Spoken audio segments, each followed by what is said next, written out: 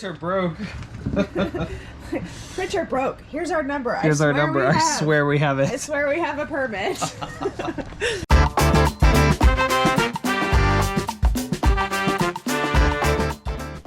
We're the Farnsworths. We're working on our 5th year of full-time RVing and travel nursing. We're back in the RV after weeks at our home base waiting on RV repairs.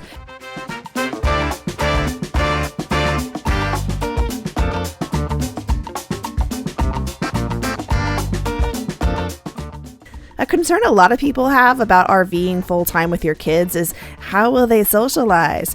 But for those of us who actually live this lifestyle, we know. Over the last 5 years, our kids have made some pretty amazing friendships on the road.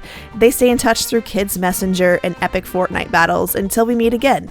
And when we do get together again, it's usually to go explore something new. Printing my Arizona State Trust Land permit, and our printer, I don't know, it's not working. So I'm handwriting it out. Printer broke. Printer broke. Here's our number. Here's our number. I swear we have it. I swear we have a permit. Good morning. We are headed out to Casa Grande. Is that how you say it? Casa Grandma? Casa Grandma. Casa Grande. Casa Grande. I don't know what Casa Grande. We don't know. We're on our way there though. We're headed out with our friends, the Seiferts and the Penlands, and we're gonna go check out the National Monument, maybe do a Junior Ranger program this morning, get another badge. It's gonna be fun. Casa Grande National Monument is the site of an ancient village of the ancestral Sonoran Desert people that dates back to the 14th century. These people were skilled farmers and engineers, and they built an extensive network of canals to irrigate their crops. 7 Junior Rangers. I'm so glad that we got to watch the video first so that we could learn about its history before walking around.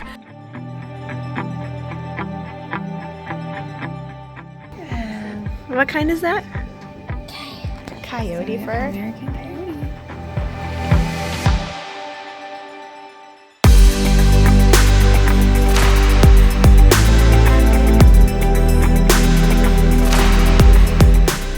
The Casa Grande, or Big House, is the largest and most well-preserved structure at this site. 4-story adobe building that was probably used for ceremonial purposes, but no one is actually certain.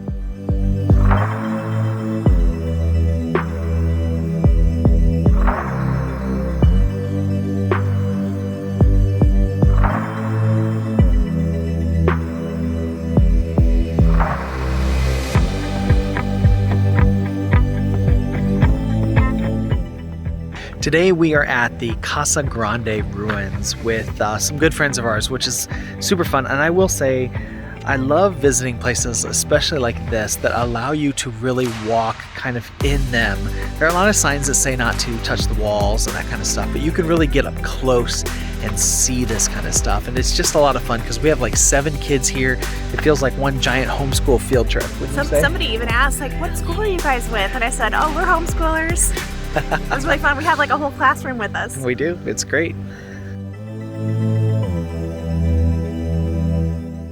I am amazed that something this old is found right here in the United States. How is it that I can remember studying the European Middle Ages in school, but not what was happening right here in North America during the same time period?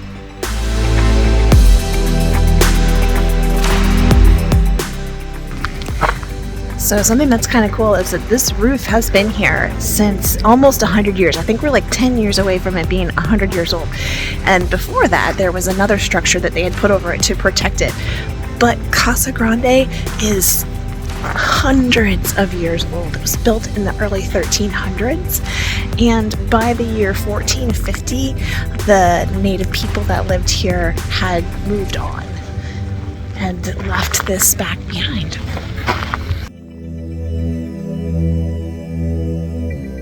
Alright, I find this super fascinating. The knowledge that these people had when they were building these things of the stars and astronomy is kind of, it makes you pause and wonder. For example, that hole right there that you see above me, lines up perfectly with the summer solstice. So every year at a specific time, it's usually around June 21st, the sun stands still in the sky, and that's the summer solstice. And it lines up perfectly right there. So the sun is perfectly surrounded in that window. That hole up there is an even more unique event where there is a lunar event every 18.6 years where the moon stands still in the sky, and it lines up perfectly with that one. And then on the top, we can't see it from this angle, on the top of it there's 2 points where the sun will rise and fall in 2 windows perfectly every time. So the archaeological technology that these people had was also just amazing.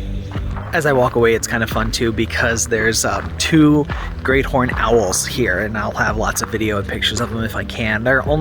We forgot our good camera, so I only have the cell phones, but I think it's really, I don't know, maybe I'm, just symbolic or whatever, that there's 2 great horned owls that still live in this site that have a nest, and they have nested here for years and raised multiple rounds of pullets. I don't know what you call baby owls. Let me know below if you guys know.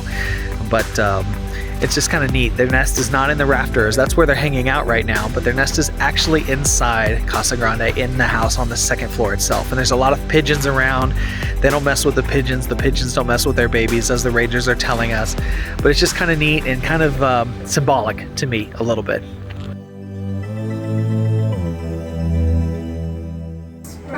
To explore, protect, and learn about America's National Park areas. I am a Junior Ranger.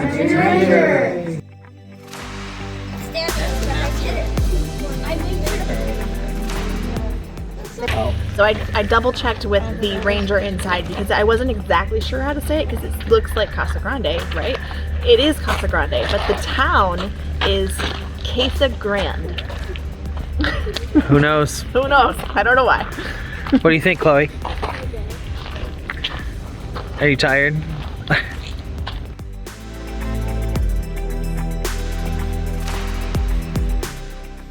Now that we're back to RVing, we're spending a lot of time boondocking. Maybe you've wondered, how in the world do we make that work? You've seen the epic views and the freedom to go wherever we want, but you have no idea how to get started yourself. We've got you. Over the last 5 years, we've been building and adding on to a free resource on our website that we call our Boondocking Guide. It's been a labor of love. You can find all kinds of information about where to stay, reviews for sites, gear recommendations, and even download a free quick start guide. And if you want to dive a little deeper and find out exactly how to manage all the things without hookups, we now have a boondocking ebook available where we demystify boondocking and spell everything out. You can also find a public lands directory broken down by state with links and information about where you can stay for free. Happy boondocking! Let's get back to the video. Okay, we're going to visit a roadside little hike that we saw on the way to Casa Grande, and I was like, there's a pyramid up there, and there's all kinds of people up there. And it turns out it has a really funny story. It says, welcome to Poston Butte Preserve. Please stay on the path.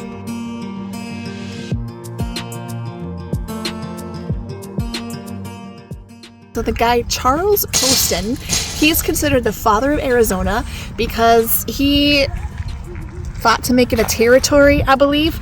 And he always had a fascination with pyramids and like sun gods. And in 1902, he passed away penniless and was buried in some grave in Phoenix. But his buddies decided that was not good enough.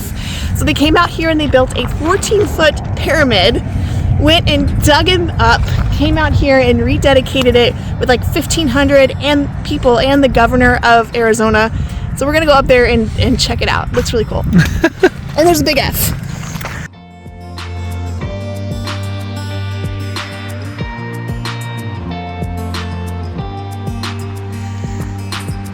Pretty cool.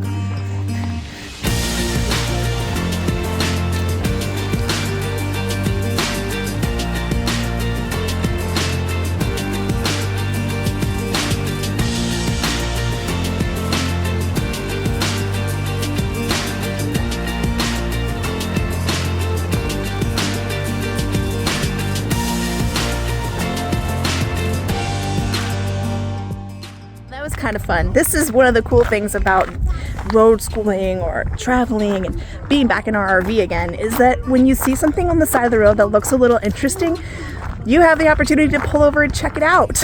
We had no idea that this was here, and then we got on All Trails and read about it and did some Googling and found out the really cool history behind it. And for me, that makes something even more exciting when I can know a little bit about the background and why it's cool. So, hooray for roadside stops.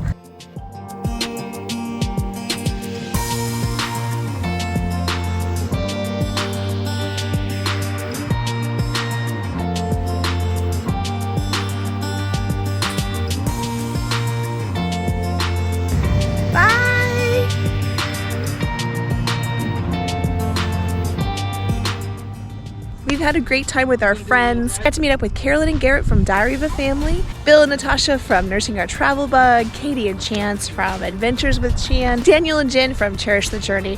It was so much fun to come out here and just hang out with friends. Off to a late start today. I think it's a little bit past 2. We are going to go and do part of Box Canyon Trail today, but it's a very long Jeep trail and we've got Jeep issues, unfortunately. So we're just gonna go for a little while, see what we can see and what we feel comfortable with, and then come back. And tomorrow we'll be packing up, moving across the metro tomorrow to be closer to where John works. And out here near the Superstition Mountains, it's about an hour-and-a-half commute for him, so that is a no-go. So hang out in the desert, hope that our house rents, and just kind of settle back into RV life. And we will be in Phoenix until sometime in May. We'll probably be back in the house when it gets too hot to boondock. And then we don't know where we're gonna go after that. It'll be an adventure no matter what. But in the meantime, we have a lot of places in and around Phoenix that we still haven't explored, which is why we love this area so much, because there's always something to do and always something new to explore. And I think we have a few side trips up our sleeve, so make sure you stay tuned for that.